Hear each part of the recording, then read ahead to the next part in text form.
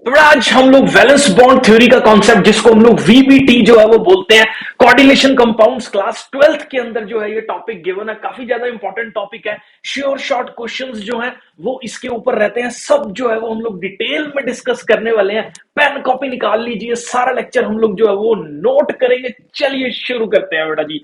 तो यहां पे देखो, वैलेंस बॉन्ड थ्योरी के अंदर सबसे पहले कुछ एजम्पशंस की बात करते हैं कि ये थ्योरी है क्या और इसके अंदर क्या एजम्पशंस है। मैं आपको पहले बेसिक कॉन्सेप्ट इसका समझा देता हूं। कोई भी मेटल है जो वो इलेक्ट्रो पॉजिटिव होता है। मेटल अगर इलेक्ट्रो पॉजिटिव है तो इसका मतलब वो नेगेटिवली चार्ज्ड स्पीशीज को जो है वो अपने पास अट्रैक्ट करने वाला है। जब वो नेगेटिवली चार्ज्ड स्पीशीज या जिसके ऊपर नेगेटिव चार्ज डेंसिटी है, जैसे लोन पेयर प्रेजेंट है, वो अपना लोन पेयर जो है वो इसकी तरफ डोनेट करते हैं, एक कोऑर्डिनेट बॉन्ड का फॉर्मेशन करते हैं और एक थ्री डायमेंशनल ज्योमेट्री का जो है वो फॉर्मेशन हम लोगों के पास होता है। तो ये थ्योरी जो है वो हाइब्रिडाइजेशंस निकालने का काम जो है वो हम लोग इस थ्योरी से बड़े अच्छे से जो है वो कर पाते हैं। लेकिन कुछ लिमिटेशंस भी हैं इस थ्योरी की, जो हम लोग लेटर चैप्टर के अंदर, जब मैं ये सारा लेक्चर जो है वो एंडिंग के अंदर मैं डिस्कस करूंगा कि क्या इसकी लिमिटेशंस है। तो सबसे पहले हम लोग देखते हैं कि जो मेटल और लीगेंड का बॉन्ड है वो कैसे अराइज हो रहा है। मेटल के साथ जो है वो डोनेशन हो रहा है पेयर ऑफ इलेक्ट्रॉन का, किसके थ्रू? लीगेंड के थ्रू।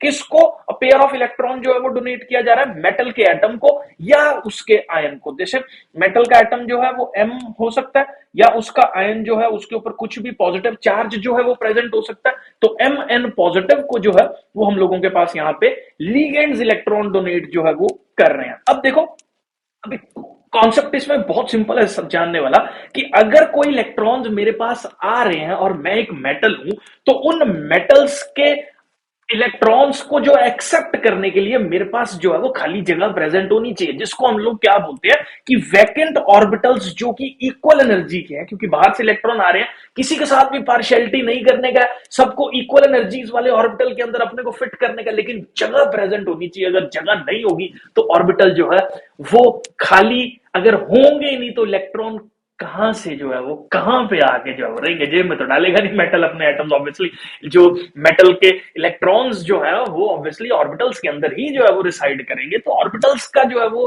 होना बहुत ज्यादा, एम्प्टी ऑर्बिटल्स का होना बहुत ज्यादा जो है वो जरूरी है। ये दो एकदम जनरल सी असम्पशंस है, आगे हम लोग समझेंगे। अब in presence of strong field ligand, ये मैं आपको बता देता हूं, क्रिस्टल फील्ड थ्योरी के कॉन्सेप्ट के अंदर ऑलरेडी हम लोगों ने देखा हुआ है कि कुछ लीगेंड्स होते हैं जो बहुत ज्यादा स्ट्रॉन्ग फील्ड लीगेंड्स होते हैं। और वो स्ट्रॉन्ग फील्ड लीगेंड्स की जो इलेक्ट्रिक फील्ड होती है वो इतनी ज्यादा होती है कि डी ऑर्बिटल के इलेक्ट्रॉन्स को ही पेयर अप कर देती है। मतलब डी ऑर्बिटल के इलेक्ट्रॉन्स जो है वो उसको देख के रास्ता खाली कर देते हैं। इतना खौफ जो है इन स्ट्रॉन्ग फील्ड लीगेंड्स का जो है वो रहता है। तो इन स्ट्रॉन्ग फील्ड लिगेंड्स के केस में पेयरिंग हो जाती है, जिसके अंदर डी ऑर्बिटल के इलेक्ट्रॉन्स जो है वो n माइनस डी ऑर्बिटल के इलेक्ट्रॉन्स अवेलेबल हो जाते हैं हाइब्रिडाइजेशन के लिए, खाली कर दी जाती है जगह। और जो खाली ऑर्बिटल्स होते हैं वो हाइब्रिडाइजेशन में पार्टिसिपेट करते हैं in presence of strong field ligand. लेकिन अगर हम लोग बात करें वीक फील्ड लिगेंड्स की, तो उनके अंदर इतनी कैपेबिलिटी नहीं होती है कि रास्ता खाली करवा लिया जाए।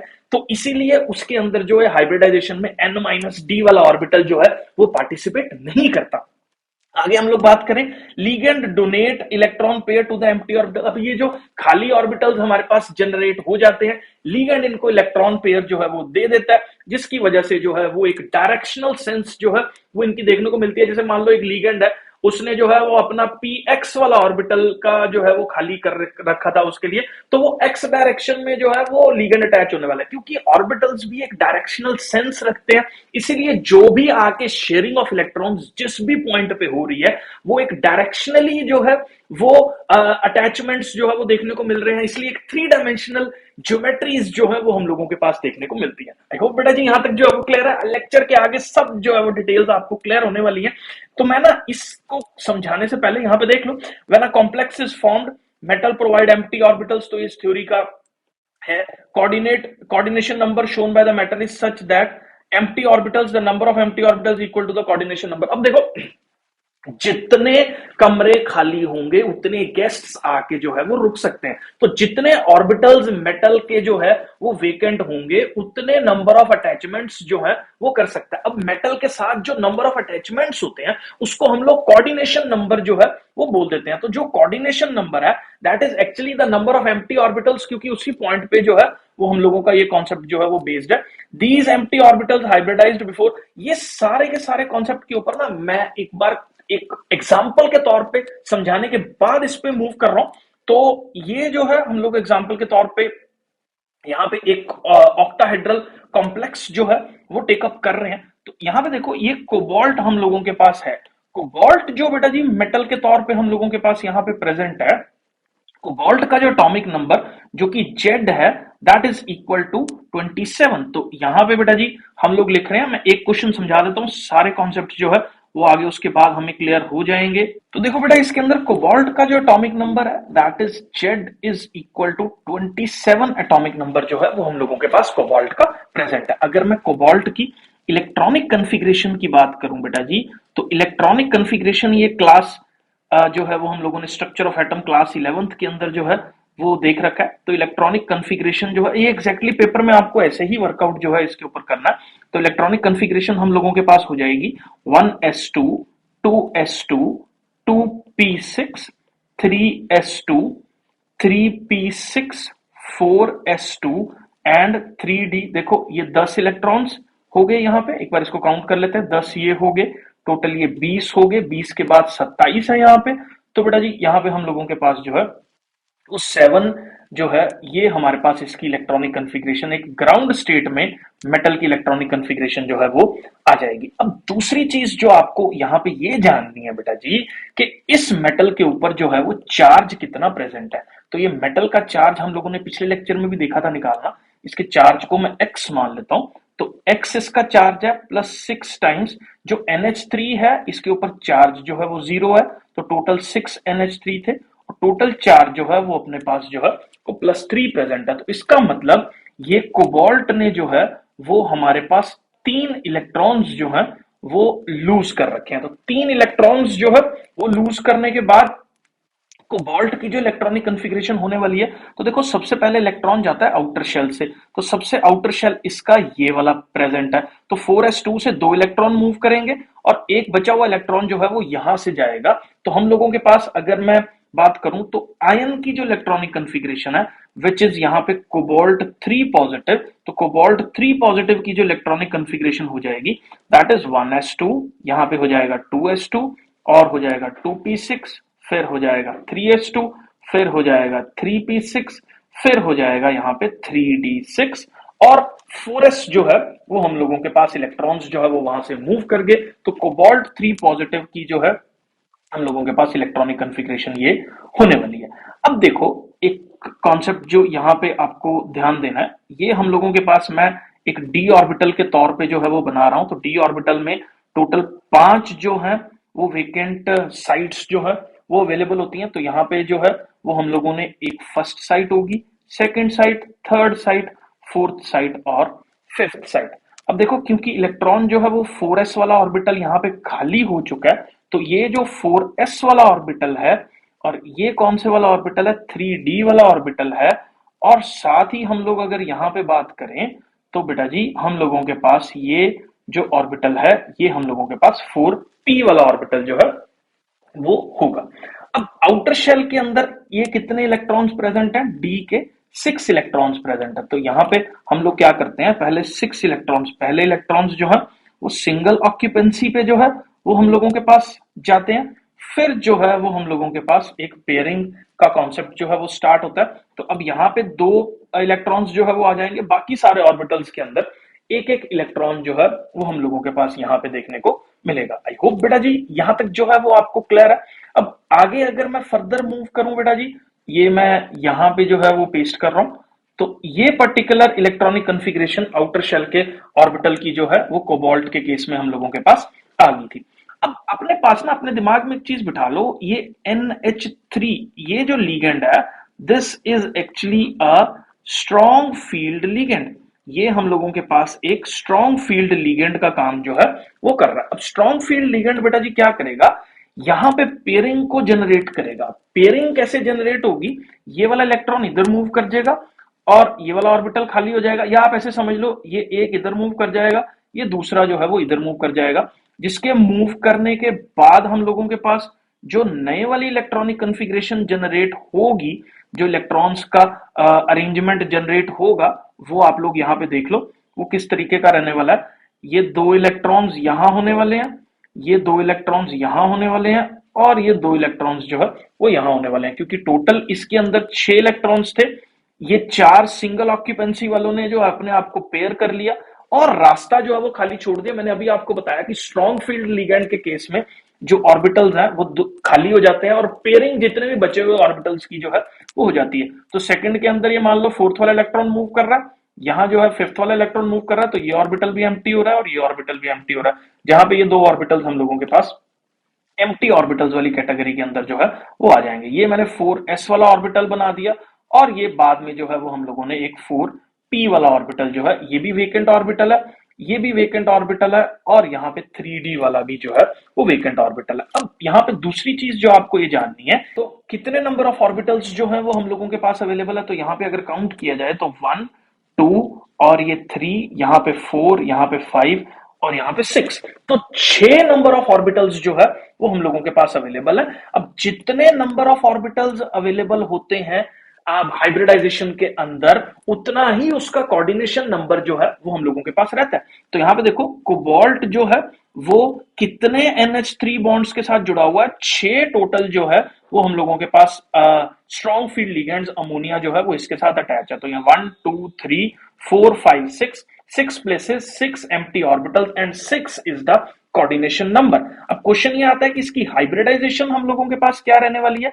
तो यहां पे देखो बेटा जी, इसके अंदर 2 ऑर्बिटल्स तो d के इन्वॉल्व है, क्योंकि पीछे वाला d ऑर्बिटल इन्वॉल्व था 3 वाला, 4 के बाद पहले वाला था, तो 3 यहां पे d पहले लिखेंगे, उसके बाद s का एक ही है, और p के जो है वो 3 ऑर्बिटल्स जो है वो हम लोगों के पास हैं। तो इसकी हाइब्रिडाइजेशन की अगर मैं बात करूं तो बेटा जी इसकी हाइब्रिडाइजेशन होने वाली है D2sp3 हाइब्रिडाइजेशन, और ये जो कॉम्प्लेक्स है इसकी शेप जो है ये हम लोगों के पास एक ऑक्टाहेड्रल शेप का कॉम्प्लेक्स जो है ये हम लोगों के पास होगा। आई होप बेटा जी यहां तक जो है वो आप लोगों को क्लियर हो गया। अब जो है वो मैं दोबारा से थ्योरी के कॉन्सेप्ट्स में आ रहा हूं, बाकी एक बार मैं नेक्स्ट पेज पे यहाँ पे दिखा देता हूं आपको, मैंने अच्छे से जो है यहाँ पे लिखा हुआ है। तो कोबाल्ट 3 पॉजिटिव की अगर मैं इलेक्ट्रॉनिक कन्फिग्रेशन यही हम लोगों ने जो है वो अरेंज की थी, ये सारे के सारे ऑर्बिटल्स इसके अंदर एम्प्टी थे, क्योंकि NH3 एक स्ट्रॉन्ग फील्ड है, तो यहाँ पे जो है वो पेयरिंग जनरेट हो जाती है, ये इलेक्ट्रॉन जो है वो इधर मूव कर जाता है, ये वाला इलेक्ट्रॉन इधर मूव कर जाता है, जिससे ये दोनों ऑर्बिटल्स जो है वो एम्प्टी हो जाते हैं। साथ में ये वाले ऑर्बिटल्स तो ऑलरेडी एम्प्टी है ही है हम लोगों के पास, तो इसीलिए हम लोगों के पास जो हाइब्रिडाइजेशन हो जाती है बेटा जी D2sp3 हाइब्रिडाइजेशन हो जाती है, और इस तरह का मॉलिक्यूल जो है वो एक ऑक्टाहेड्रल शेप वाला मॉलिक्यूल जो है वो हम लोगों के पास बन जाता है। आई होप बेटा जी ये जो है वो आप लोगों को क्लियर है। अब जो है वो मैं थ्योरी के पोस्टुलेट्स पे और दोबारा से जो है वो मूव कर रहा हूं। तो आगे हम लोग बात करें तो इस थ्योरी के अंदर हम लोग यहां पे थे, तो जब भी कॉम्प्लेक्स फॉर्म हो रहा है तो मेटल जो है वो एम्प्टी ऑर्बिटल है, ये कोऑर्डिनेशन नंबर एम्प्टी ऑर्बिटल्स के इक्वल जो है वो रहता है, ये हम लोगों ने एक्सप्लेन कर दिया।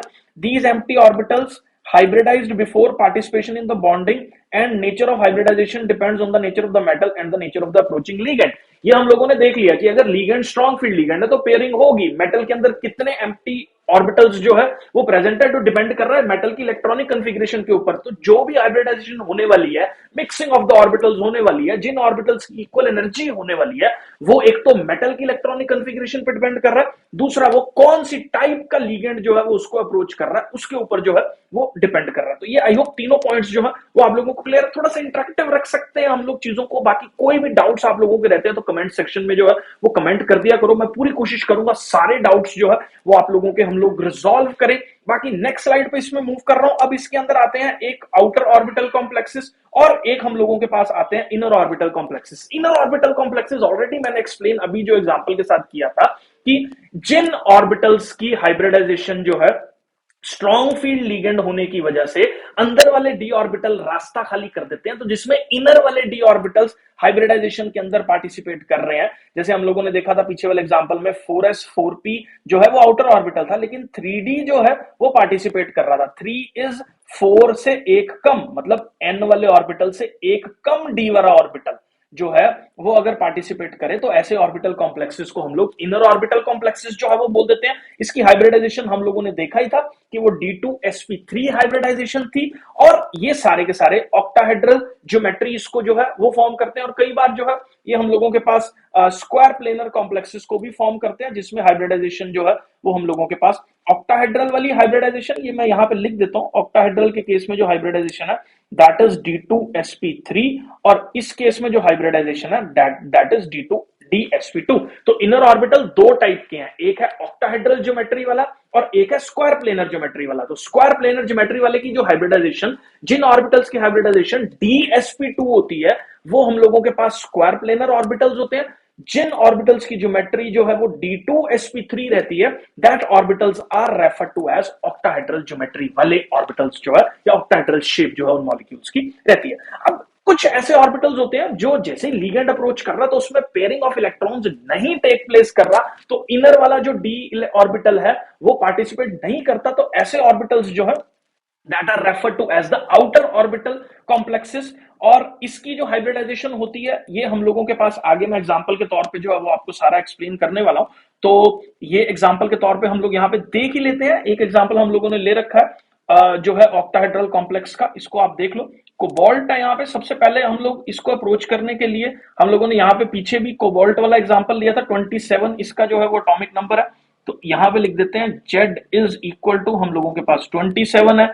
अगर मैं इसकी नॉर्मल इलेक्ट्रॉनिक कॉन्फ़िगरेशन लिखूं जो ग्राउंड स्टेट में है, तो 1s2 2s2, यहाँ पे 2p6 हो जाएगा, 3s2 हो जाएगा, 3p6 हो जाएगा, 4s2 हो जाएगा, और 3d7 जो है ये हम लोगों के पास यहाँ पे होने वाला है। अब क्वेश्चन ये आता है कि इसके ऊपर चार्ज जो है या ऑक्सीडेशन स्टेट जो है वो इसकी कितनी है, तो x+6 इंटू -1, क्योंकि फ्लोरीन के ऊपर -1 होता है और इसके ऊपर ओवरऑल चार्ज कॉम्प्लेक्स के ऊपर जो है वो -3 है, तो इसीलिए मैंने जो है वो यहाँ पे -3 लिख दिया। तो अगर आप इसको सॉल्व करो तो यहाँ पे जो ऑक्सीडेशन स्टेट मेटल की आने वाली है वो +3 ऑक्सीडेशन स्टेट का मेटल जो है वो हम लोगों के पास होने वाला है।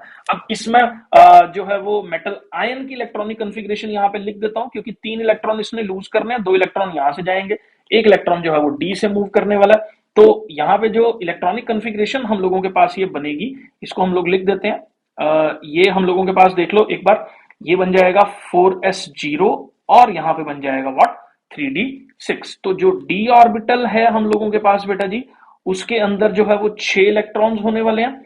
जो हम लोगों के पास यहाँ पे s ऑर्बिटल है वो खाली है, और जो हम लोगों के पास p ऑर्बिटल है, जो आउटर शेल वाला p ऑर्बिटल है, वो भी हम लोगों के पास एम्प्टी है। तो ये 3d ऑर्बिटल हो गया, ये हमारे पास 4s ऑर्बिटल हो गया, और ये हमारे पास जो है वो 4p ऑर्बिटल जो है वो यहाँ पे हो जाएगा। अब इसके अंदर कितने इलेक्ट्रॉन्स जो है वो प्रेजेंट है, तो पहले इलेक्ट्रॉन सिंगल ऑक्यूपेंसी पे जो है वो हम लोगों के पास मूव करता है, तो ये सिंगल ऑक्यूपेंसी होगी, और फिर जो है वो पेयरिंग इसकी स्टार्ट होगी।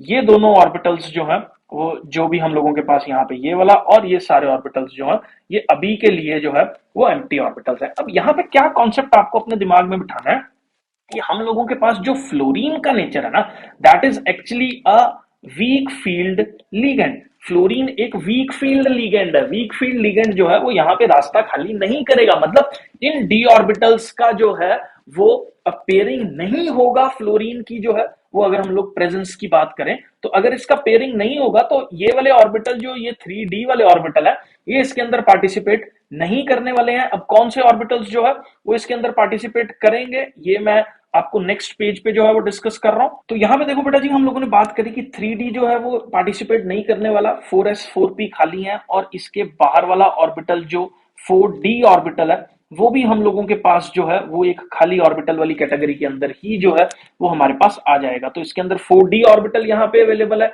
ये 3d ऑर्बिटल है जो कि पार्टिसिपेट नहीं करने वाला। अब देखो यहाँ पे कितने जो है वो ऑर्बिटल्स हम लोगों के पास, लिगेंड्स जो है वो हम लोगों के पास यहाँ पे आ रहे हैं। 6 टोटल लिगेंड्स जो है वो यहाँ आ रहे हैं। तो एक लिगेंड यहाँ अटैच होगा, दूसरा यहाँ, तीसरा यहाँ, चौथा यहाँ, पांचवा यहाँ, और जो छठा लिगेंड है वो यहाँ पे अटैच होने वाला है। तो इन सारे प्लेसेस पे ये जो फ्लोरीन वाला लिगेंड है ये अपने आप को ऑक्यूपाई करने वाला है। ऑक्यूपाई करने के बाद देखो हम लोगों के पास जो हाइब्रिडाइजेशन जनरेट होने वाली है, तो यहाँ पे देखो पहले s ऑर्बिटल है, फिर p के 3 ऑर्बिटल्स पार्टिसिपेट कर रहे हैं और फिर d के 2 ऑर्बिटल्स जो है वो पार्टिसिपेट कर रहे हैं। तो यहाँ पे जो हाइब्रिडाइजेशन होगी दैट इज sp3d2।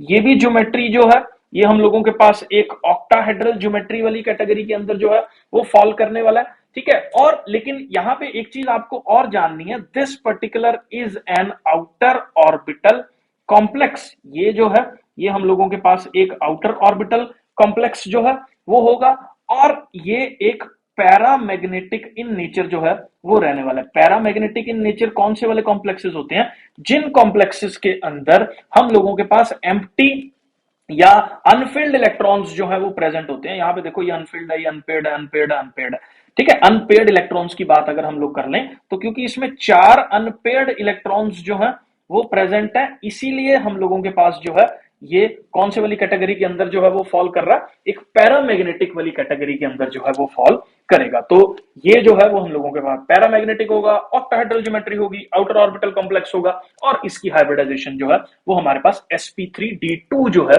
वो रहने वाली है। अब एक बार मैग्नेटिक प्रॉपर्टीज को हम लोग जो है वो थोड़ा सा दोबारा से जो है वो देख लेते हैं। इनर ऑर्बिटल, आउटर ऑर्बिटल मैंने एक्सप्लेन कर दिया। अब आफ्टर द फॉर्मेशन, जब भी एक कॉम्प्लेक्स का फॉर्मेशन हो चुका है और उसके अंदर कोई भी इलेक्ट्रॉन्स जो है वो प्रेजेंट नहीं है जो कि अनपेयर्ड हो, जो कि सिंगल ऑक्यूपेंसी वाले हो, तो ऐसे कॉम्प्लेक्सेस को हम लोग डायमैग्नेटिक कॉम्प्लेक्सेस बोल देते हैं। अभी मैंने जो एग्जांपल टेकअप किया था वो पैरामैग्नेटिक कॉम्प्लेक्सेस का था, जिसके अंदर भी अनपेयर्ड इलेक्ट्रॉन्स प्रेजेंट होते हैं, वो हम लोगों के पास एक पैरामैग्नेटिक नेचर वाला कॉम्प्लेक्स जो है वो बन जाता है।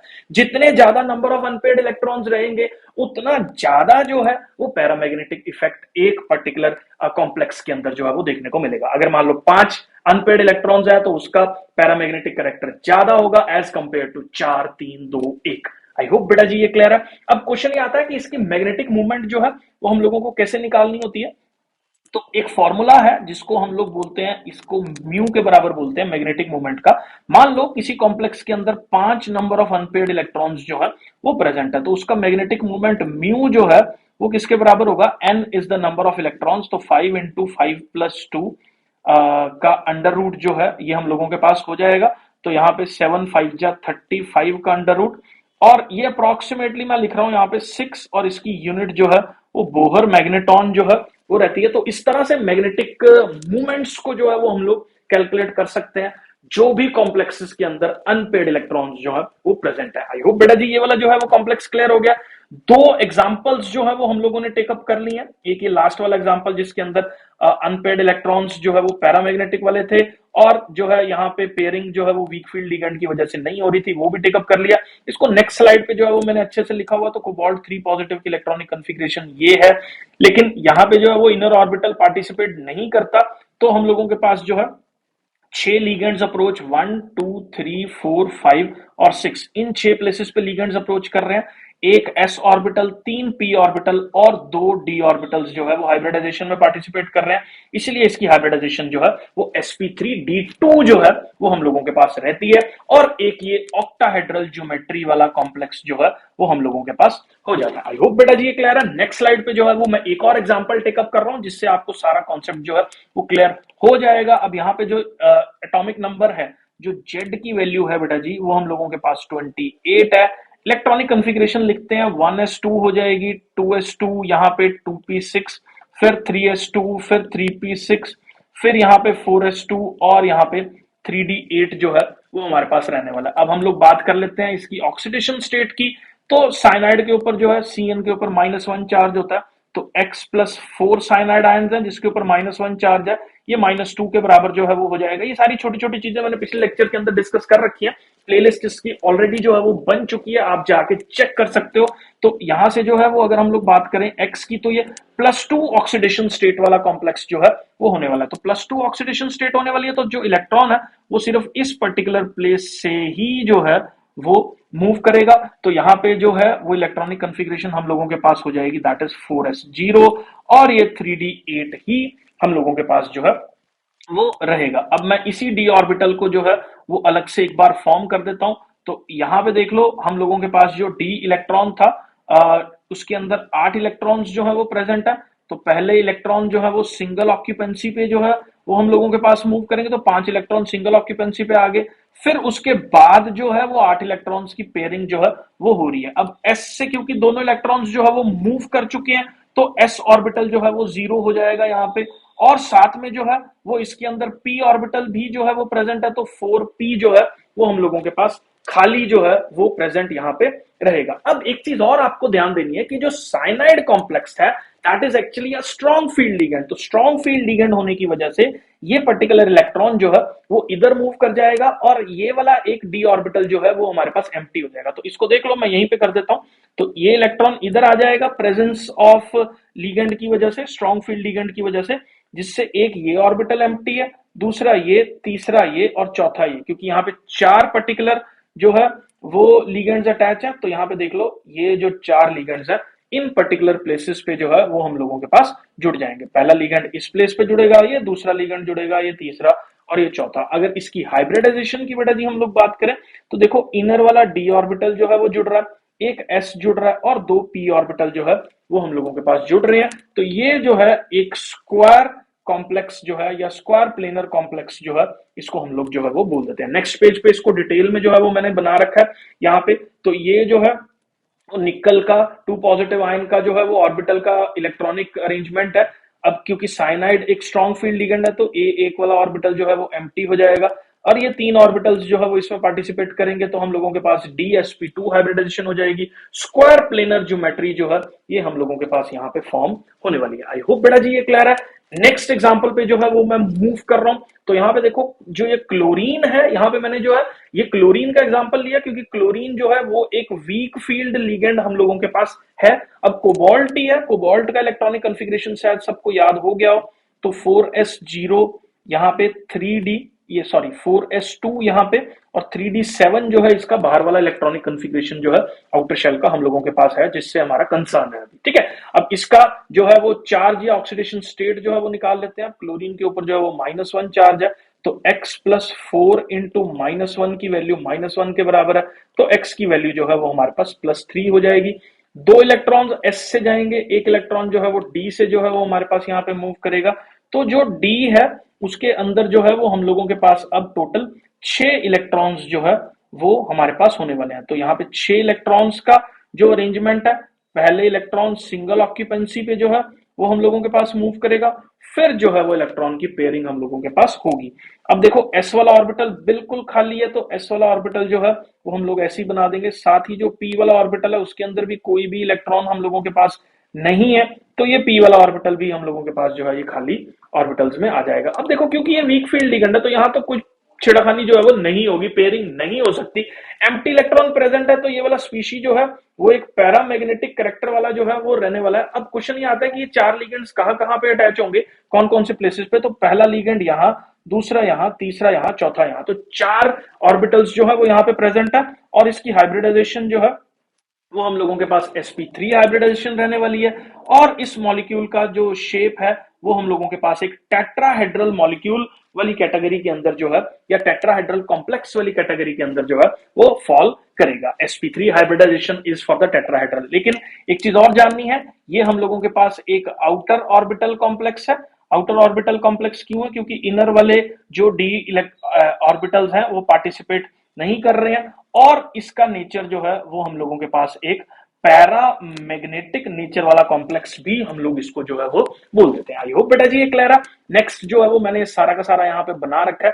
तो यहाँ पे देख लो, ये कोबाल्ट है, कोबाल्ट का हाइब्रिडाइजेशन जो है वो हम लोगों के पास इलेक्ट्रॉनिक कॉन्फ़िगरेशन ये है। क्योंकि क्लोरीन एक वीक फील्ड लिगेंड था, तो यहाँ पे पेयरिंग जो है वो नहीं हो रही। तो कौन कौन से ऑर्बिटल यहाँ पार्टिसिपेट कर रहे हैं? पहला ये, दूसरा ये, तीसरा ये, चौथा ये, 4 लिगेंड्स अप्रोच करेंगे। इन 4 प्लेसेस पे जो है ये लिगेंड्स जुड़ जाएंगे, sp3 हाइब्रिडाइजेशन हो जाएगी और ये टेट्राहेड्रल कॉम्प्लेक्स जो है वो हम लोगों के पास बन जाएगा। आई होप बेटा जी ये क्लियर है। ये सारा का सारा आपको पेपर के अंदर जो है वो बनाना है एज इट इज, सारी बातें कि आउटर ऑर्बिटल कॉम्प्लेक्स है। एक बार ये ना आप नोट कर लो, मैं यहाँ पे भी जो है वो लिख देता हूं। सबसे पहले आपको जो है वो क्या लिखना है, कोई भी इस तरह का क्वेश्चन सॉल्व कर रहे हो तो सबसे पहले जो है वो आपको इलेक्ट्रॉनिक कॉन्फ़िगरेशन जो है वो उसकी मेंशन करनी है। फिर इलेक्ट्रॉनिक कॉन्फ़िगरेशन लिखनी है उसके आयन की।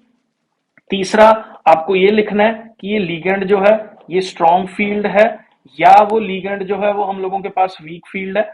चौथा आपको लिखना है कि आउटर कॉम्प्लेक्स बन रहा है या इनर ऑर्बिटल कॉम्प्लेक्स जो है वो फॉर्म हो रहा है।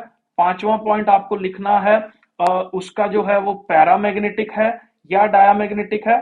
तो ये पैरामैग्नेटिक होगा या एक डायामैग्नेटिक वाले उस कॉन्सेप्ट के अंदर लाई करेगा।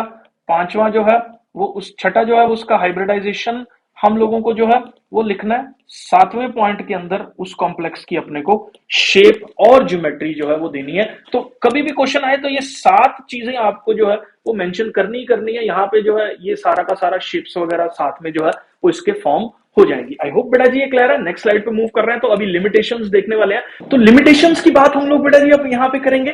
तो इसके अंदर ये नहीं पता लगता कि जो स्ट्रॉन्ग फील्ड लिगेंड है वो पेयरिंग क्यों कर रहा है, वीक फील्ड लिगेंड है जो पेयरिंग नहीं कर रहा। तो ये तरह के कॉम्प्लेक्सेस को इसने बिल्कुल एक्सप्लेन नहीं किया इस थ्योरी ने।